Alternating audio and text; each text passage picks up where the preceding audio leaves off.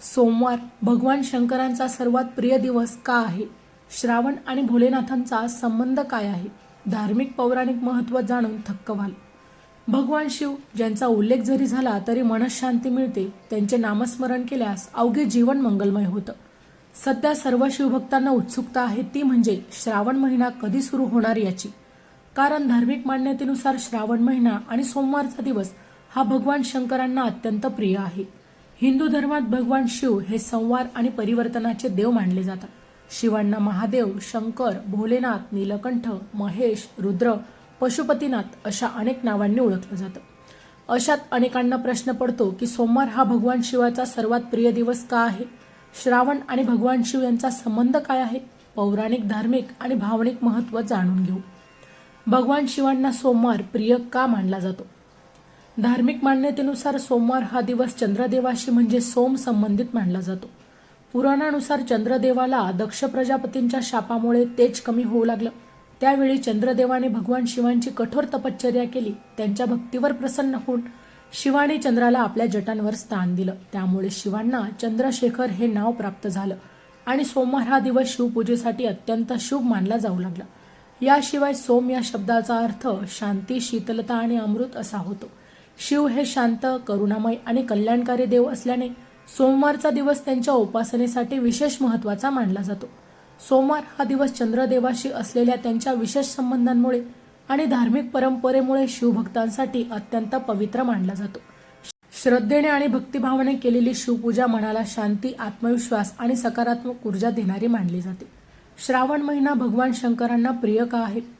हिंदू धर्मात श्रावण महिना हा भगवान शंकराच्या उपासनेसाठी सर्वात पवित्र आणि शुभ मानला जातो.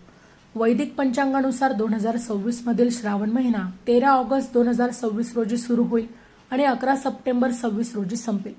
भगवान शिवाला समर्पित असलेला हा पवित्र महिना भक्ती, ध्यान आणि उपवासासाठी शुभ मानला जातो.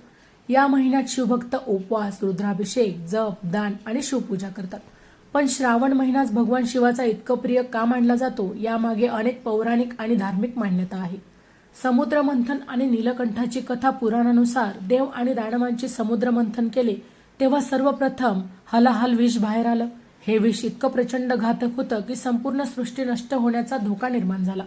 सृष्टीचे रक्षण करण्यासाठी भगवान शिवाने ते प्राशन केलं. विषाचा प्रभाव त्यांच्या गळ्यातच थांबावा म्हणून देवांनी त्यांच्यावर सतत जलाभिषेक केला. त्यामुळे त्यांचा कंठ निळा झाला आणि त्यांना नीलकंठ हे नाव मिळालं. श्रावण महिन्यात भगवान शिवांवर जलाभिषेक करण्याची परंपरा याच कथेशी जोडली आहे. शिवलिंगावर पाणी, गंगाजल, दूध आणि बेलपत्र अर्पण करण्यामागे हीच धार्मिक भावना आहे.